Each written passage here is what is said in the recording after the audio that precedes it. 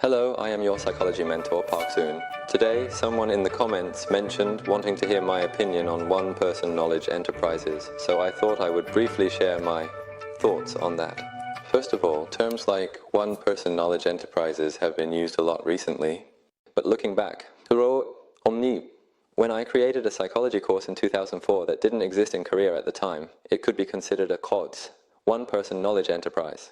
Back then, we didn't even use that term. Anyway, I did that and have continued doing it, and although I later hired employees and improved, think about what the core of a one-person knowledge enterprise might be. It's something you do alone. When you do it alone, there will definitely be some limitations in terms of capability. But when you're doing it alone, if you can effectively exert some influence, the extent of that influence will determine how well it resonates with people. So instead of just jumping on the one-person knowledge enterprise trend, the most important thing is to consider how much and in what areas you have exerted influence on others, and how much you want to share that with others because it has been significantly helpful to you. If that mindset grows uncontrollably and you feel that by sharing this with others, they will greatly improve, they will be deeply impressed by you and they won't mind paying for it, then you should definitely do it. A one-person knowledge business, but I really did it with that kind of feeling. What I realized was how joyful it is to develop a strong mindset when you're in a somewhat vulnerable state.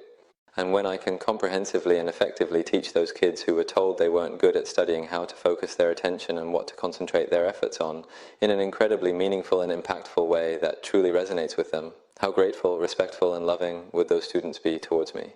Thinking like this, my passion just surged, and I would just rush in, and it seemed like these things naturally happened to persuade them.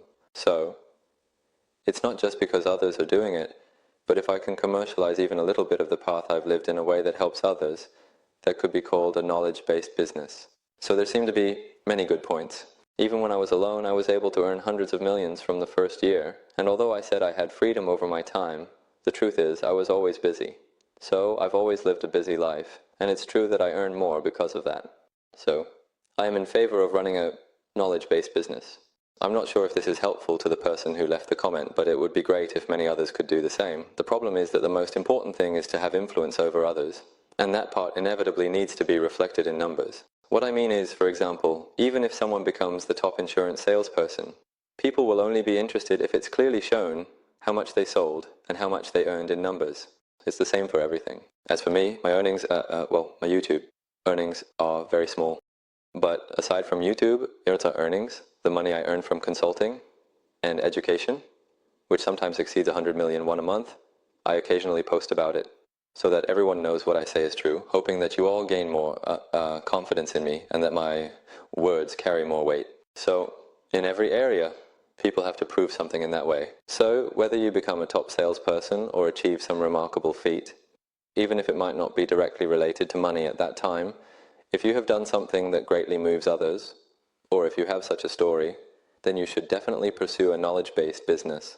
So, I've briefly shared my thoughts. Therefore, if you are someone who can create, or has created your own content, to the extent that you can, proudly showcase it to others, then you should do it.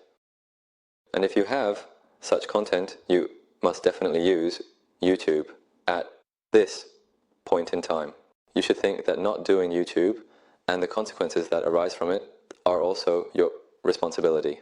That's why, even amidst my busy schedule, I continue to upload on YouTube at least 3 times a week. Well, I hope this is helpful to everyone.